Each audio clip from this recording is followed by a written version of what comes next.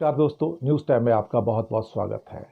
दोस्तों, आपको संबोधित करने का इस समय मतलब यही है और मकसद यही है कि हम आप तक उन 140 करोड़ भारतीयों की व्यथा को पहुंचाएं जिन्हें एक बार फिर से मिलिट्री विमान के अंदर अमेरिका से भारत में अमृतसर के अंदर बेड़ियों में जकड़कर हथकड़ियों में जकड़कर लाया गया।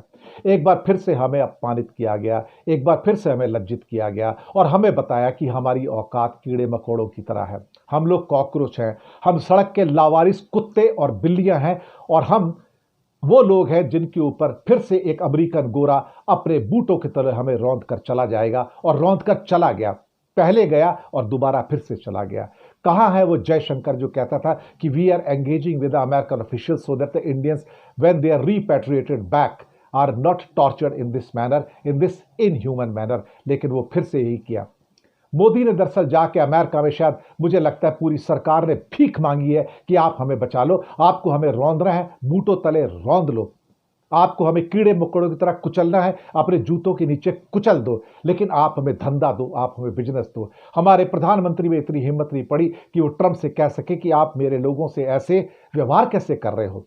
कोलंबिया का प्रेसिडेंट बोल सकता है, ब्राजील का बोल सकता है, ग्वाटेमाला का बोल सकता है, होंडुरास का बोल सकता है, लेकिन हम विश्व गुरु होकर नहीं बोल सकते हैं। हमारे लिए लज्जित होने के साथ साथ डूब कर मरने की बात है कि 140 करोड़ भारतीयों को वो एक अमेरिकन गोरा अपने बूटों तले रौंद कर चला गया। हमारी इज्जत को, जिसे विश्व गुरु कहते हैं, आज शर्मसार कर दिया, लज्जित कर दिया।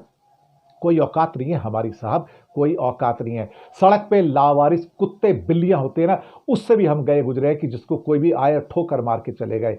अंग्रेजों के जमाने में ब्रिटिश गोरे थे, वो हमको ठोकर मारते थे, कोड़े मारते थे और हमको बेड़ियों और हथकड़ियों में जकड़ लेते थे। अब ये अमेरिकन गोरे हैं जो हमको बेड़ियों और हथकड़ियों में जकड़ते हैं और हम उनके सामने साहब जी कह के भीख मांगते हैं उनसे कि हमको धंधा दो, हमको बिजनेस दो, हम आपकी ड्यूटी कम कर देंगे।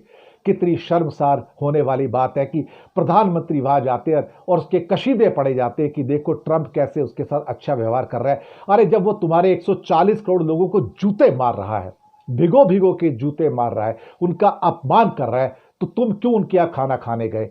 क्या हक बनता था कि तुम हिंदुस्तान से निकल के उस जालिम आदमी के सामने खाना खाने जाते? उसके साथ में तुम्हें अपमान नहीं होता कभी?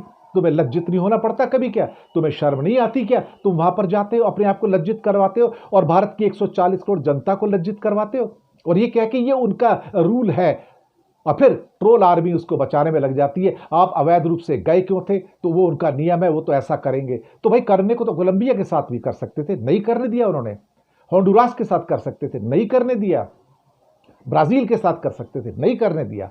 मैक्सिको के साथ कर सकते थे, नहीं करने दिया। लेकिन हम पांचवी बड़ी इकॉनमी लेकर साहब हम उनके सामने भीख का कटोरा लेके जाते हैं और हम पूरी सरकार हमारी अमेरिकी सरकार के तलवे चाट के आती है, अपना सम्मान गवा के आती है, अस्मिता गवा के आती है। मुझे तो शर्म आती है कि एक ऐसा आदमी भारत का प्रधानमंत्री है जो 140 करोड़ लोगों का सम्मान नहीं रख सकता, उसकी अस्मिता नहीं रख सकता, उसकी इज्जत नहीं रख सकता। और वो गोरा आता है और हमें बूटों के तले रौंद कर चला जाता है और हम कुछ नहीं कहते और हम देखते रहते हैं। और ये ट्रोल आर्मी के लोग, अंधभक्त जितने सारे के सारे करोड़ों में हैं, उन्हें शर्म नहीं आती? उनकी औकात तो कीड़े मकोड़ों से भी गई गुजरी है, कॉकरोच से भी गई गुजरी है। वो भारतीय होने के लायक नहीं है, क्योंकि भारतीय होने का जो गर्व और आत्मसम्मान होता है वो अब हम गवा चुके हैं। हमें कुत्ते बिल्लियों की तरह ट्रीट किया गया सड़क पे चलते हुए। शर्म तो आती है, लेकिन हम करें क्या? अल्टीमेटली हमारा शासक ही ऐसा है, हमारी सरकार ही कायर है एक तरह से देखा जाए, जो हमें जलील करवा रही है उस गोरे अंग्रेज के हाथ में। क्या किया जाए साहब?